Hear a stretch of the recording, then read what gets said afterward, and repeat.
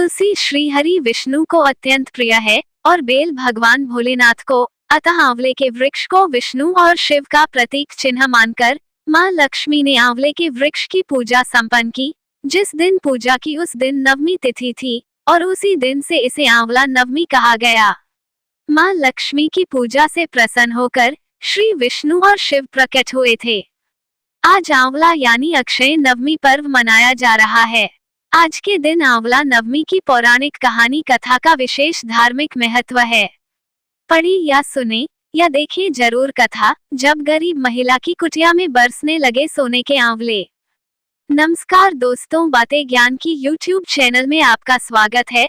इस चैनल के द्वारा भक्ति, ईश्वर कथा, पौराणिक कथाएं, प्रेरक कहानियां और ज्ञानवर्धक कहानियों का विशेष संकलन आपको मिलेगा और आप ऐसे ही ज्ञानवर्धक वीडियो देख पाएंगे।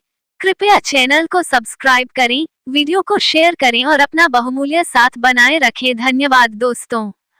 जय श्री कृष्णा। राधे राधे। आंवला नवमी अथवा आंवलिया राजा की कथा। एक राजा था, उसका प्रण था वह रोज 1.25 मन आंवले दान करके ही खाना खाता था। इससे उसका नाम आंवलिया राजा पड़ गया। एक दिन उसके बेटे बहू ने सोचा कि राजा इतने सारे आंवले रोजाना दान करते हैं, इस प्रकार तो एक दिन सारा खजाना खाली हो जाएगा। इसलिए बेटे ने राजा से कहा कि उसे इस तरह दान करना बंद कर देना चाहिए। बेटे की बात सुनकर राजा को बहुत दुख हुआ और राजा रानी महल छोड़कर बियाबान जंगल में जाकर बैठ गए।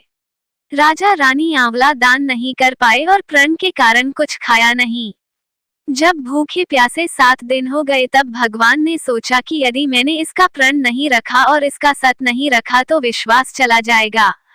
इसलिए भगवान ने जंगल में ही महल, राज्य और बाग बगीचे सब बना दिए और ढेरों आंवले के पेड़ लगा दिए। सुबह राजा रानी उठे तो देखा कि जंगल में उनके राज्य से भी 2 गुना राज्य बसा हुआ है। राजा रानी से कहने लगे, रानी देख कहते हैं, सत मत छोड़े, सूरमा सत छोड़या पत जाए, सत की छोड़ी लक्ष्मी फेर मिलेगी आए।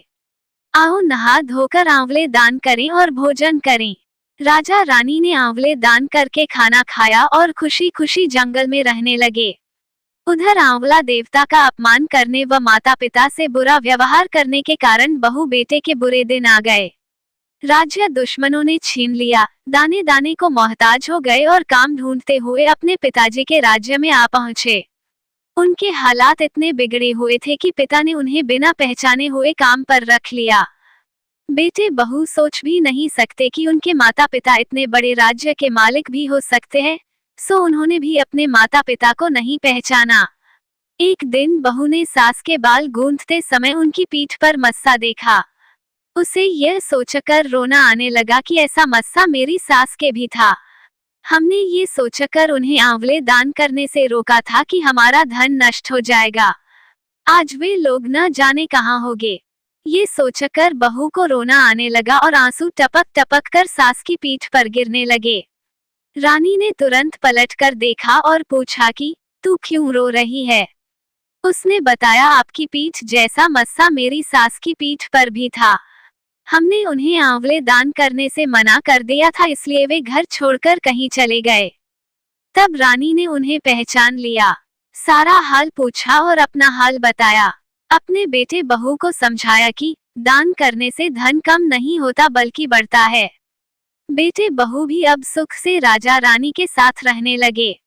हे भगवान, जैसा राजा रानी का सत रखा वैसा सबका सत रखना, कहते सुनते सारे परिवार का सुख रखना, बस यही कामना है। राधे राधे।